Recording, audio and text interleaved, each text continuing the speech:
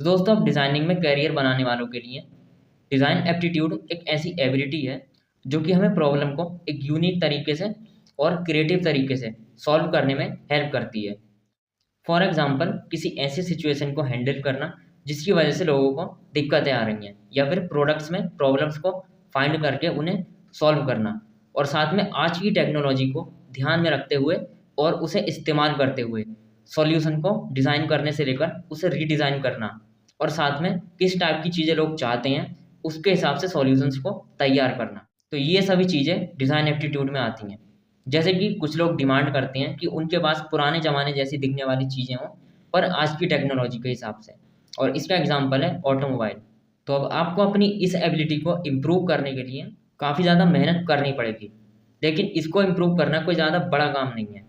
सिर्फ कुछ प्रैक्टिसेस और डेली हैबिट्स की हेल्प से आप इसे आसानी से इम्प्रूव कर सकते हैं। अब अगर आपको अपनी इस एबिलिटी को इम्प्रूव करना है, तो इसके लिए सबसे पहला स्टेप है कि वो सभी चीज़ें जो आपके आसपास हैं, चाहे आप कहीं भी जाएँ, तो उन सभी को अच्छे से नोटिस करना है और छोटी से छोटी डिटेल्स को देखना है, और उनकी खूबियों से लेकर उनकी कमियों तक को भी देखना है, और फिर उन पर ये सोचना है कि अगर ये ऐसा होता तो कैसा होता।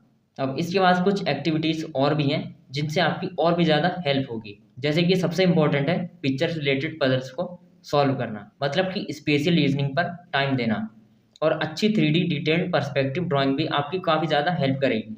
और फिर जिस चीज़ का डिज़ाइनर आपको बनना है, तो उससे कनेक्टेड हर चीज़ को समझना होगा। जैसे कि अगर आपको ट्रांसपोर्टेशन डिज़ाइनर बनना है, तो सिर्फ आप व्हीकल्स को ही ना पढ़ें, बल्कि रोड्स और पानी और आसमान को भी आप पढ़ें, और इन सब चीज़ों की भी आपको नॉलेज होनी चाहिए। और साथ में ये भी सोचना है कि दूसरे डिज़ाइन फील्ड्स आपके डिज़ाइन फील्ड में कनेक्ट होकर किस तरह की क्रिएशंस को जनरेट कर सकते हैं, और किस तरह के नए नए रिजल्ट्स आपको मिल सकते हैं। और साथ में नए नए मटेरियल्स और टेक्नोलॉजी की भी आपको थोड़ी समझ होनी चाहिए।